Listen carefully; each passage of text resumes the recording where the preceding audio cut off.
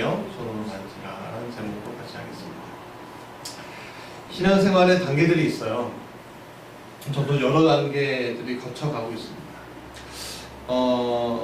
그런데 하나님이 좋아서 목사가 되었지만 말씀이 제 안에 들어온 것은 불과 한 10년 조금 되나? 그 정도일 것 같아요. 처음에는요, 교회가 좋았습니다. 그리고 사람들이 좋은 그런 신앙생활이었습니다. 그래서 교회 나온 것 같아요. 또 부모님이 또 교회를 다니시는 분이니까 모태신앙을 다녔습니다. 그러다가 하나님 만났습니다. 하나님이 살아계시는구나, 하나님이 내 안에 계시는구나 느끼는 신앙생활로 갑자기 바뀌게 되었습니다. 그때 고2 때 10대 후반이었죠. 그 다음으로 하나님이 나를 부르시고 계시는구나 라는 느낌을 가졌습니다. 그래서 신학생생활, 신학대학교에 들어갔습니다. 이게 20대 초반이었습니다. 그런데 말씀 자체가 내 안에서 역사하시고 살아계시는구나 라는 것을 느낀 것은 한 10년 정도 배웠습니다. 바로 30대 중반 정도였을 때였습니다. 그리고 나서 말씀에 이끌려 신앙생활을 하게 된 것을 고백합니다. 처음으로 말씀이 끌렸을 때가 부산에서 목회하고 있었을 때였어요. 교회 장소를 이전하는 것을 두고 무척 고민하고 있었습니다. 그때 무척산 기도원이라는 곳을 알게 되었어요. 산속에 있는데 기도원값이 잘 된다는 거예요. 그래서 인터넷에서 무척산 기도원을 찾아보니까 산에 있는 거예요. 우리 지역에서 승용차를 몰고 가면 2시간 반, 1시간 반, 2시간 정도 걸리는데 지금도 그런 습관이 있지만 대중교통을 이용해서 한번 가보자 생각을 했어요. 그리고 그 여정이 나에게는 기도하는 순간, 말씀을 주시는 순간이라고 생각하고, 그래서 동네에서 저희 집 근처에 기차역이 있었거든요. 그 기차를 타고 무화호를 타고서 이 무척산 기도원을 찾아갑니다. 내리고서 버스를 타고서 수요소에 찾아가요. 근데 그 길을 갈 때 우리 찬이가 그때는 5살이었는데 이 녀석이 같이 가자는 거예요. 나누려고 하는데. 그래서 그 아이하고 같이 가요. 근데 다 달았어요. 근데 표지판을 보니까 이 기도원이 기도원 앞에 무슨 차가 지나갈 수 있는 게 아닌 거예요. 차는 1시간 정도 올라가야지 그 기도원이 있는 거예요. 그 기도원이 산 구릉에 있었고, 거기에는 무슨 특별하게 산 길이 있고 그런 게 아니라 그냥 바위 있잖아요. 바위 이렇게 사람들이 많듯 그 길 따라서 가는 거예요. 왜 그렇게 했냐면은 일제시대 때 신사참배를 강요하는데 신사참배 안 하고 예배드리기 위해서 거기다가 사람들 잘 못 오게 거기다가 예배당을 지었다는 거죠. 그래서 이제 그 5살짜리 찬이하고 그 오솔길 산길을 이렇게 그 험한 산길을 1시간 정도 올라가는데 아이가 잘 올라가더라고요. 근데 이제 힘들게 입구에 다 나가서 앞에 이렇게 보이는 본당이 보이는 거예요. 시간이 한 4시, 5시 어두워지고 있더라고요.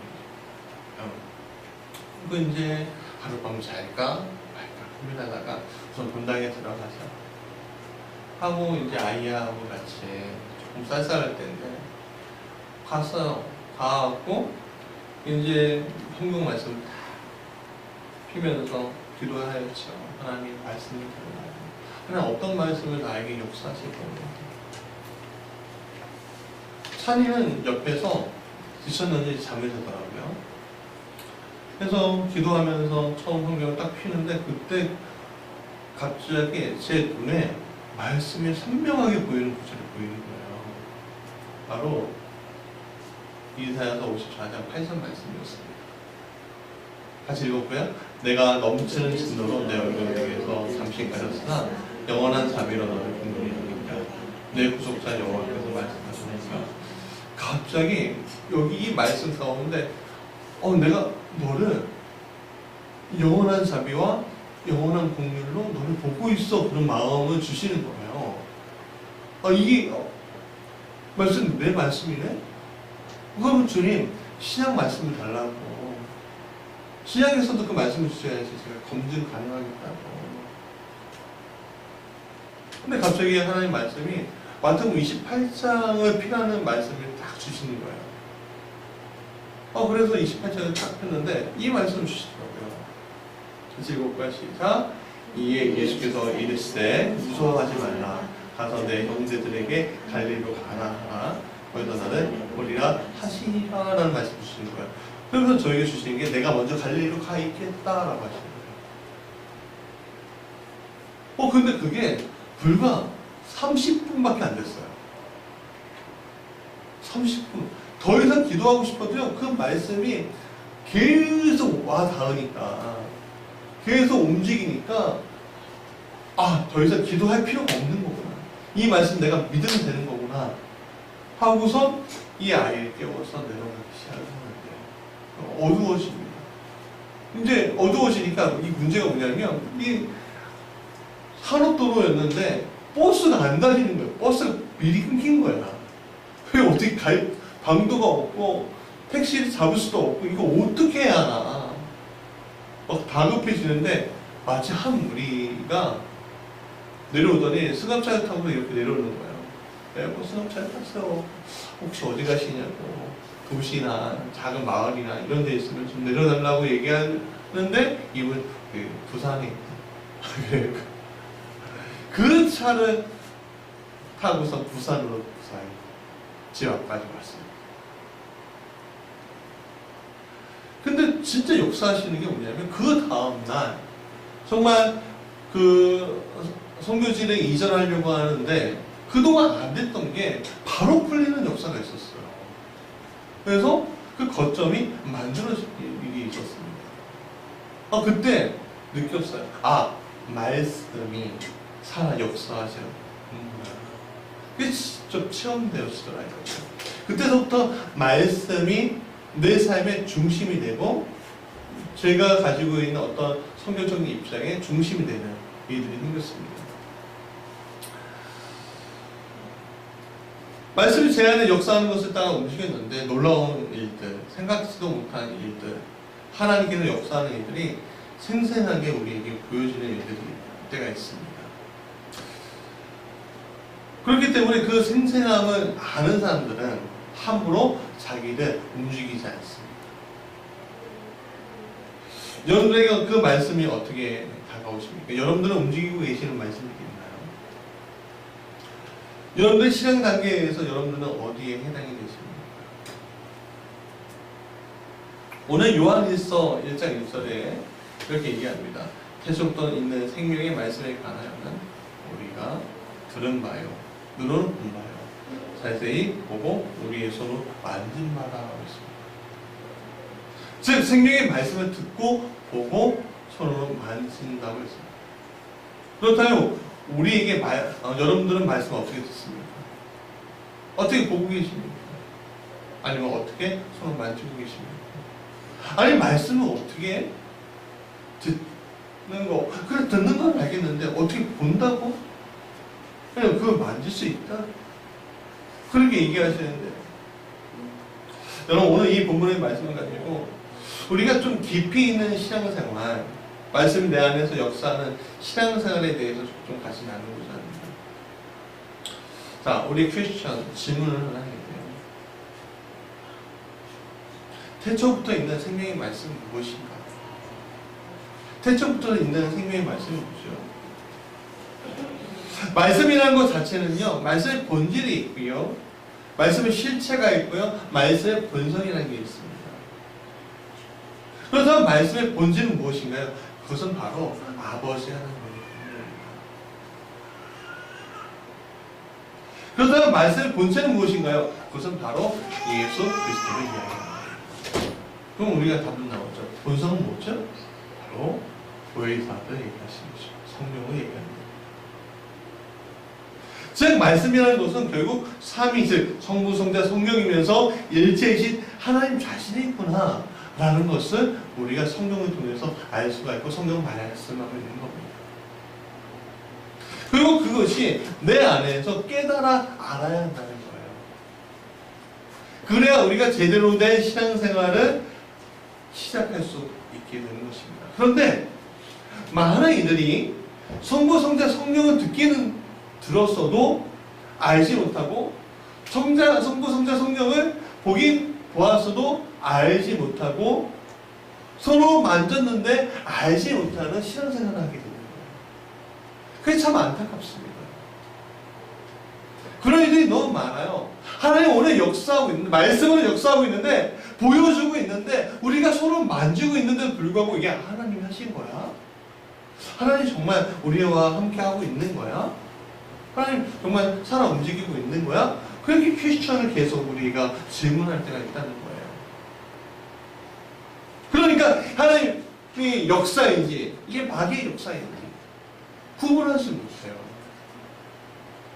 분별하지 못해요. 그래서 제대로 된 하나님의 주시는 그 축복을 받는 생활들을 하지 못하는 그런 신앙생활을 하는 이들은 참 많이 봤어요. 그러나 삼위일체 하나님의 본질을 듣고 예수 그리스도의 본체를 보고 성령의 역사를 손으로 경험한 이들은요 다른 신앙생활을 하게 된다는 거예요. 그렇다면 그럼 하나님을 듣고 보고 손으로 만지는 신앙생활을 하는 사람들이 이게 일어나는 일들이 무엇일까? 첫 번째는요 같이 읽어볼까? 시작! 성품이 달라지는 현상이 일어납니다. 하나님 듣고 보고 만지는 이들에게는요 열매들이 생겨요. 그 열매들은 나의 성품으로 변하게 됩니다. 그것을 우리는 성령의 열매라고 얘기해요. 성경은 성령의 열매는 9가지로 표현하고 있는데 갈라디아서 5장 22절에 얘기합니다. 같이 읽어볼까요? 시작! 오직 성령의 열매는 사랑과 희락과 화평과 오래 참음과 자비와 양성과 충성과 온유와 절제니 이 같은 것을 금지할 법이 없느니라 라고 얘기합니다. 근데 사실 이러한 열매는요 9가지 이야기를 하지만 사실 하나예요.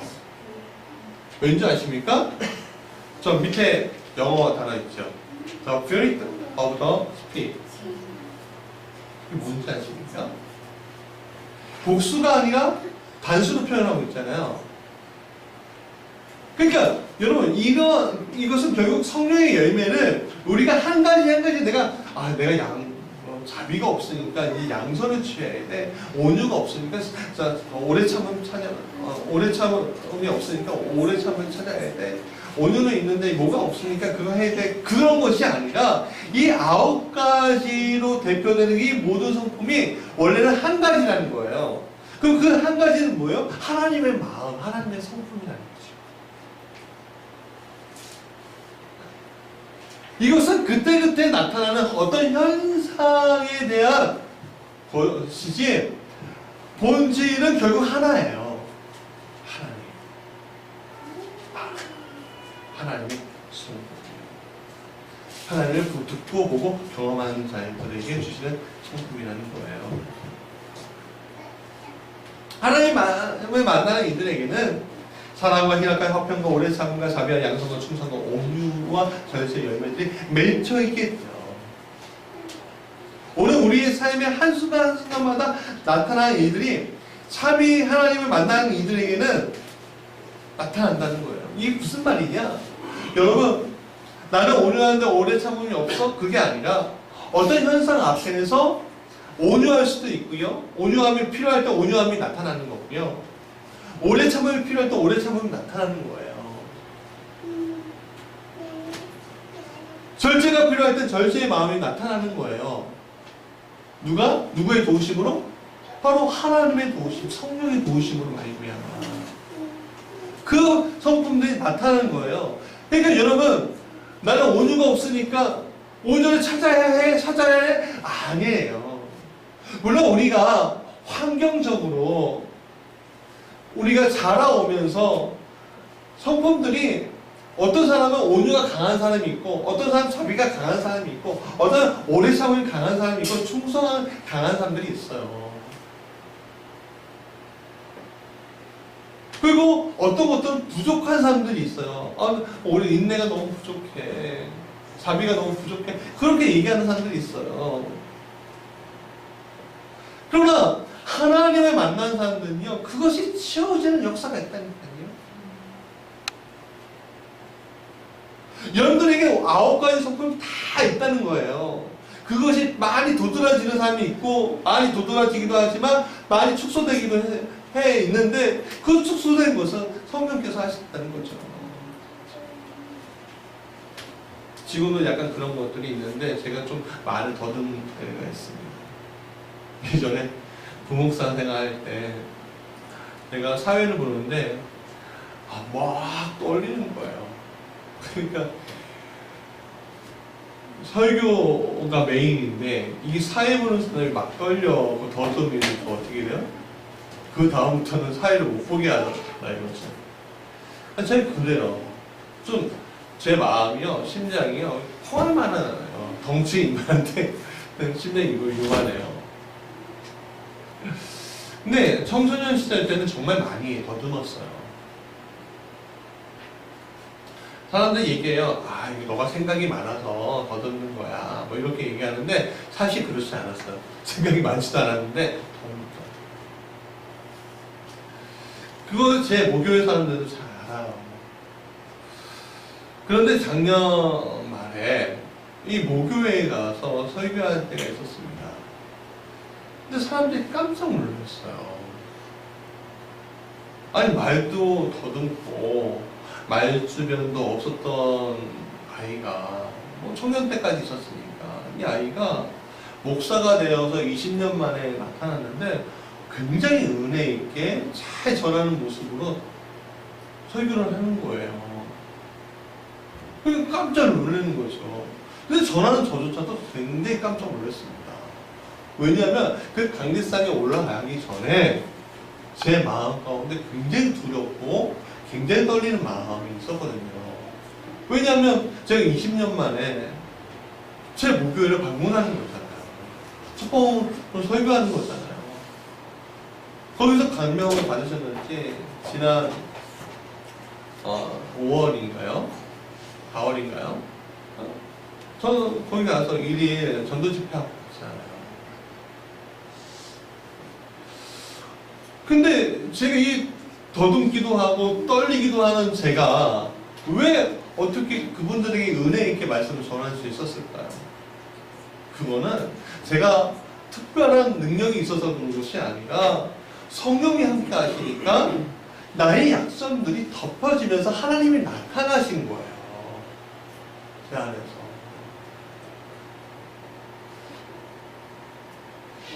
우리의 아들이라 불렸던 사도 요한이 있습니다. 그건 뱃사람이었습니다. 여러분 뱃사람들이 성미가 되게 급해요. 왜 급한지 아십니까? 잘못하면 사고 나기 때문에 그렇습니다. 잘못하면 바다에 빠지거나 물 속에 빠져갖고 죽을 수도 있잖아요. 그러니까 성미가 급한 사람이니까 무슨 문제가 있으면 아주 어떻게 해요? 불같이 화를 내겠죠. 이 사람이.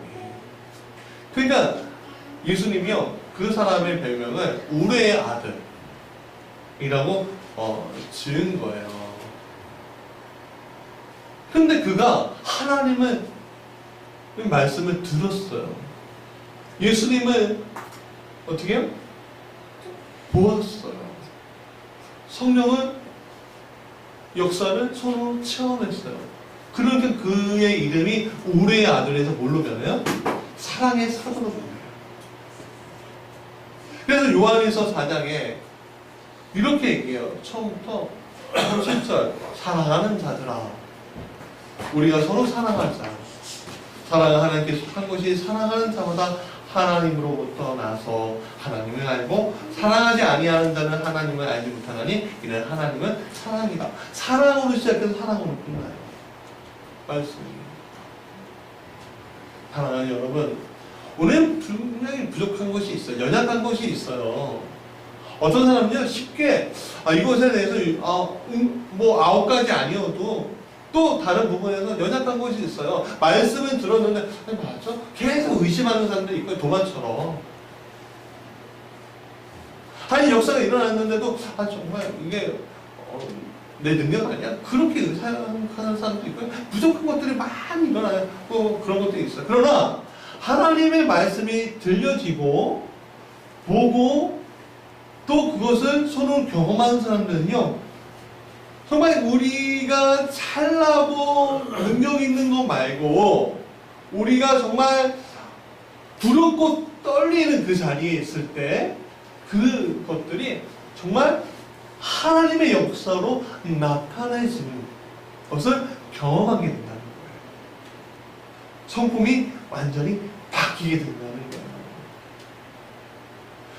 왜냐하면 나의 그 설익은 성품들이 하나님의 영광을 드러내는 도구로 하나님 오늘 사용하실 때 하나님 비로소 내가 살아있는 또 역사하는 하나님이라는 것을 우리에게 보여줄 수 있고 우리가 느낄 수 있게 되잖아요.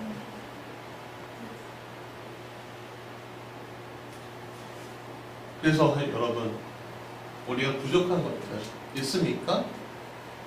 그것은 하나님의 영광을 드러내는 도구로 쓰여지게 될 것입니다. 믿으시기 바랍니다. 두 번째, 다시 읽어볼까요? 시작. 영향력이 나타납니다. 여러분, 성령의 열매로 성품이 바뀌면 영향력이 나타날 수밖에 없습니다. 이러한 영향력은요, 공동체를 만들기 시작하는데 그 공동체가 바로 뭐예요? 교회입니다. 히브리서 4장 12절 같이 읽어볼까요? 시작. 하나님의 말씀은 살아있고 활력이 있어 가구의 날에서 어떤 것보다 예리하여 혼과 영감이 관절과 구슬을 찔러 죽이기까지 하며 또 마음의 생각과 뜻을 판단하니. 하나님의 말씀 살아있고 활력이 있다고 했습니다. 이게 생명력이에요. 생명력. 그래서 내가 그 말씀을 실제로 받아들이는, 그게 실제 하는 거구나. 그 받아들이는 그 순간에 말씀이 실제가 되었을 때 말씀이 안 들려졌는데 그게 들려지는 거예요. 말씀이 육신으로 오신 그 예수님을 체험하게 되는 거예요. 성령을 통해서 그 역사가 만들어지게 되는 거예요. 내 앞에서 그 일들이 일어나는 거예요.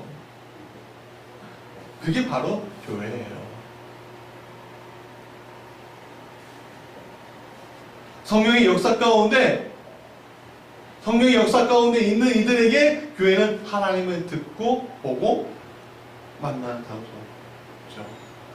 여러분, 공동체가 있고 교회가 있어서 말씀을 만나는 것이라고 생각하십니까? 그렇지 않습니다. 말씀이 공동체로 만들고 말씀이 교회를 만드는 것입니다. 그 한 예를 얘기해 드릴게요. 1889년 4월 5일 부활절이었어요. 세문포항으로 항을 통해서 이 아펜젤러 선교사와 언더우드 선교사가 조선 땅에 들어옵니다. 아펜젤러는 이렇게 기도하였다고 합니다. 우리 같이 읽어볼까요? 시작. 우리는 부활주일에 여기 왔습니다. 이날 죽음의 세상을 쳐부신 주님께서 이 백성을 얽히고 있는 줄을 끊으시고 그들로 하여금 자녀들이 얻는 빛과 자유를 얻게 하소서. 그 마음으로 이 땅에 오신 거예요. 얼마나 먼, 한 50일 정도 되는 배 여행을 통해서 정말 알려지지 않은 이 조선이라는 땅에 오신 거죠. 그러니까 이런 마음을 품을 수밖에 없는 거예요. 근데 그들이 굉장히 깜짝 놀랐어요.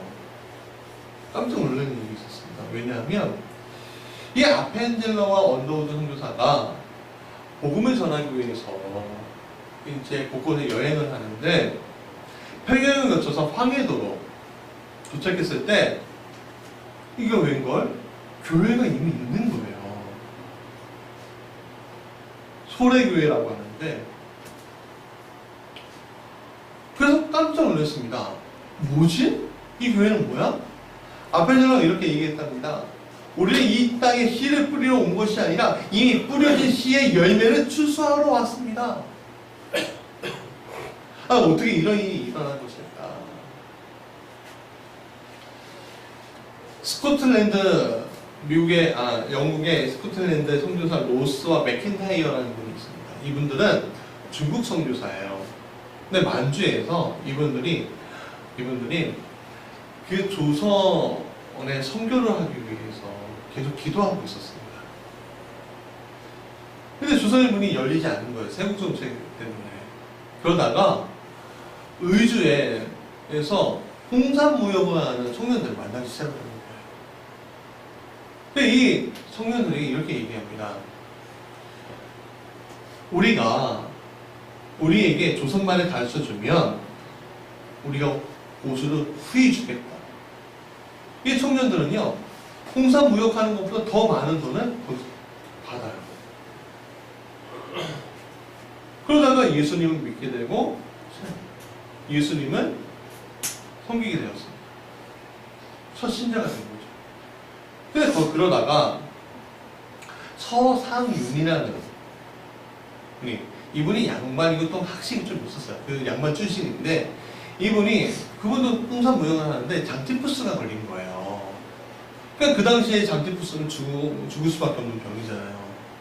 그러니까 이 의주의 그 청년들이 맥킨타이어 로스를 만난 그 사람이, 이 사람은 소개시켜준 거예요.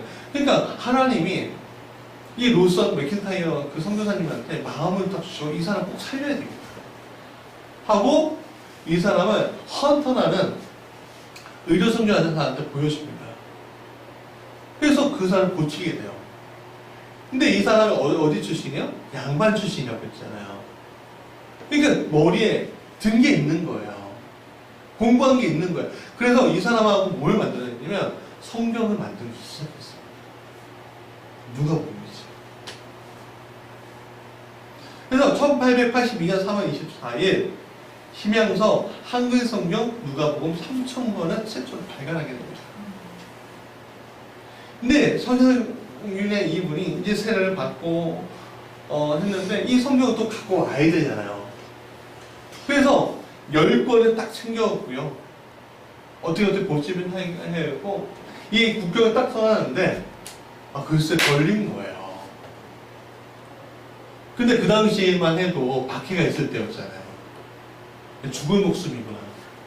근데 그 순간에 저 멀리서 많이 보던 사람이 있는 거야. 보니까 먼 친척이 거기 있는 거야. 근데 그 친척이 다가오면서 이 사람 구해주는 거예요.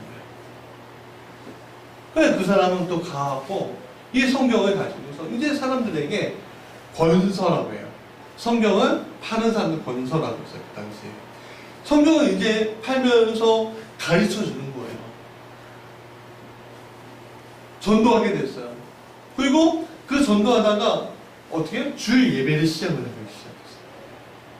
주일 예배를 드리다 결국 놀랍게도 외부의 도움 없이 좀 초라해 보이지만 1883년 5월 16일 날 이 소래교회가 황해도 땅에서 탄생이 되었습니다.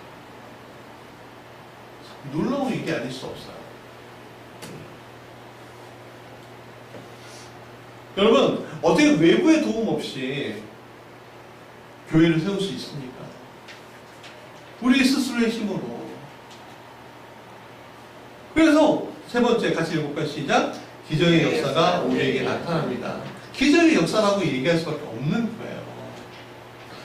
말씀을 듣고 보고 경험하니까 성령께서 우리의 성품을 변화시키고 성품을 변화시키니까 영향력이 생기고 영향력이 생기니까 결국 기적이 일어나는 겁니다. 여러분, 기적이 뭐죠? 기적이 뭡니까? 자연의 법칙을 거스르는 거예요. 제가 저번에 얘기했죠. 기적은 뭐냐? 하나님이 나를 위해 우주의 법칙을 깨는 것이라고 말씀드렸어요. 선교사가 내한하기 전에 개신교회가 세워진 것은요, 세계 어디에도 없어요. 이것이 기적입니다. 여러분, 기적이라는 건 아주 특별하게 무엇인가 말씀처럼 나타나는 게 기적이 아니에요. 진짜 기적은 무엇인지 아십니까? 내 삶이 세상으로부터 교회로 옮겨졌을 때 그것이 기적입니다. 내 생각이 나로부터 시작하는 것이 아니라 하나님으로부터 시작할 때 그것이 기적 아니에요? 아무것도 할 수 없다고 생각하는 모든 이들이 하나님의 은혜로 풀어진 그것이 기적 아니겠습니까? 내 삶의 중심이 하나님의 중심으로 바뀝니다. 이것이 기적이에요. 기적은 마술처럼 갑자기 뻥 하고 무엇인가 바뀌는 것이 아닙니다. 물론 하나님의 역사 안에 있는 사람들은요, 그 기적의 순간들이 나타날 수밖에 없어요. 그러나 마술은 잠시 잠깐 우리에게 즐거움을 줄 수 있으나 근본적인 변화를 주지 못합니다. 그러나 하나님이 주시는 기적은 근본적인 것들이 변하게 되는 것이에요. 그렇다면 오늘 기적이 어디 있습니까? 저 멀리 있나요? 여러분, 기적은 여러분 자신입니다. 여러분 자신이 기적들이에요. 세상의 법칙, 자연의 법칙은 오늘 놔두시고 이 무더위에 자고 놀러가고 하는 게 세상의 법칙 아니겠습니까? 그러나 하나님이 오늘 여러분 안에서 역사하시고 오늘 이 말씀을 듣게 하시고 보게 하시고 오늘 만지게 하실 겁니다. 그게 기적입니다. 오늘 세상의 법칙을 벗어나서 하나님의 법칙이 들어오는 순간 여러분 기적을 경험하고 있는 겁니다. 그리고 이 교회를 세우기 위한 것들이 바로 기적의 역사인 거예요. 여러분, 이렇게 말씀이 생명력이 있는 겁니다.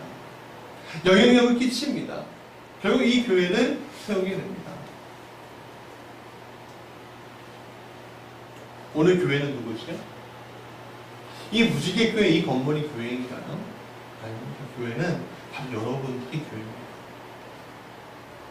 근데 이 여러분들이 교회인데 이 여기 안에 말씀이 없다면, 어떻게 들리지 않는다면, 보지 못한다면, 만지지 못한다면 여러분이 교회가 될 수가 있습니까?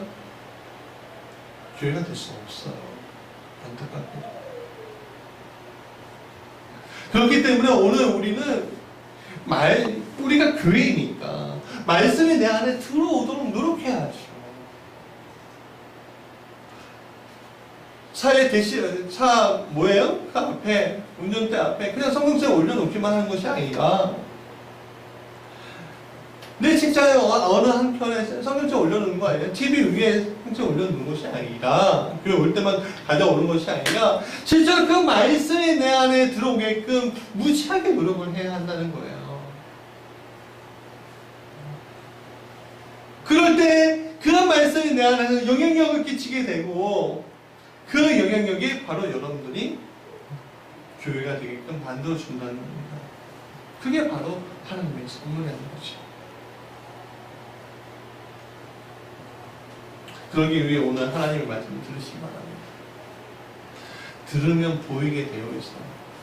집중하게 아무리 못한, 제가 뭐 대단한 설교자도 아니고 말도 더듬기도 하고 특별하지 않은 제 설교 들어준 것만 해도 제가 여러분들한테 감사합니다 인사하고 싶다는 솔직히. 왜냐하면 유명한 설교자, 잘하는 설교자 TV에 어디에 다 나오잖아요. 그러나 오늘 이 말씀, 여러분들에게 주시는 이 말씀 여러분들이 정말로 이것이 하나님의 말씀이라고 듣는다면 그게 듣기만 하는 것이 아니라 보이게도 되는 것이고 보이는 것만 아니라 서로 만지게 되는 것을 경험하게 되는 것입니다. 여러분 이건 단계가 아니에요. 순서가 아니에요. 성령의 능력은요. 이것은 동시다발적으로 우리에게 나타나는 거예요. 사랑하는 여러분, 자, 말씀의 결론입니다.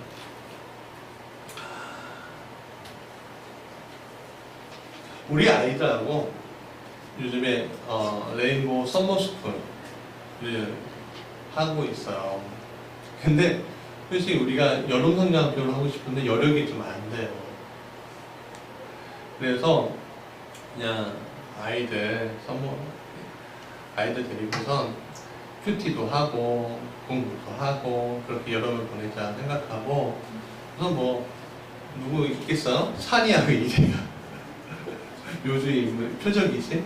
그러니까 하는데 또 하나님이 소연이도 보내시고 우리 여기 안에 앉아있는 건도 보내주시고 그렇게 하나하나 모이게 되고, 한 5명이서 또 우리 김승진 지사님이 영어 가르치시고 내가 역사 가르치고 우리 아내가 수학 가르치고, 우리 아내가 수학 그렇게 잘하는지 몰랐는데 하면서 한 열흘을 보냈어요. 한 2주를 보냈어요. 너무 오래 보았어요. 근데 우리 아이들 이거 굉장히 더울 때가 있었어요. 8월 1일 날 어디 갔냐면 대중교통역이에요. 저기 양아지 선교사 묘연에 갔어요. 그 선교사 묘연에 갔는데 그 대학교 때서 그것을 돌아보고선 올 수밖에 없는데, 놀랍게도 하나님 이쪽으로 오라는 손길이 있는 거예요. 손짓이 있는 거예요. 그래서 딱 가는데 예약하셨어요? 아니요. 아, 뜨거운데 이쪽에 들어오세요. 2시에 설명회가 있습니다. 2시에 선교사님들 이야기를 합니다. 안내인이 붙습니다. 그러는 거예요. 1시 20분. 아, 저희가 시간이 없어서 전 가야 되는데요. 그랬는데 이분이 그러면은 저기 기념물이 있으니까 먼저 보고 오세요. 내 앞에서 있었잖아요. 기념물을 딱 들어왔는데 에어컨이 빵빵하게 틀어지는데, 야, 추웠지 건우야? 아니야? 빵빵하게 틀어지는데, 야, 근데 놀랍게도 이 선교사님들이 그동안 수고하고 애쓴 것들이 그 한눈에 우리 아이들한테 펼쳐지는 거예요. 그러면서 2시가 되고 또 안내해 주시는 분, 자원봉사자들 안내하고 또 에어컨이 빵빵히 터지는 곳에서 선교사님들이 어떻게 왔는지 한 무덥지만 한 10분, 20분 동안 바깥에 그 묘연을 참배하는 아이들이 마음 가운데 무엇인가 싹트는 것들이 보여지더라고요. 특별해 보이지 않고 작은 아이들인데 그 안에 말씀이 들어가는 것들이 보이시고, 예수님이 그 안에서 예수님이 그 아이들의 그 눈 속에서 예수님이 보여주시는 이 아이들이 서로 그 묘의 그 묘지의 그 비석을 하나하나 만져보면서 이 아이들이 하나님을 만나는 걸 보면시는 거예요. 불과 1시간입니다. 아이들이 변의 것들이 보여지는 거예요. 이게 뭐지? 이게 뭐지? 하나님의 역사가 아니고 어떻게 설명할 방도가 없더라고요. 저는 우리 아이들이 그냥 그저 그렇게 신앙생활하는 아이들이 아니라 말씀이 살아 움직이며 역사하는 이 땅의 비전어들이 될 줄 믿습니다. 또 우리 무지개 교회에 속한 모든 아이들이 그런 비전어가 될 줄 믿습니다. 저는 우리 성도님들이 그런 비전어의 삶을 살 줄 믿습니다. 여러분, 하나님 말씀이 들어오면 어떻게 하는 삶입니까? 그것이 자기를 위한 삶이 아니라 하나님을 위한 삶을 바뀌게 됩니다. 그럼 하나님을 위한 삶은 뭐예요? 교회를 위한 삶이 됩니다. 그것이 내 삶의 기적으로 다가오는 겁니다. 이 놀라운 축복이 우리 사랑하는 성도들 위에 있길 간절히 축원합니다.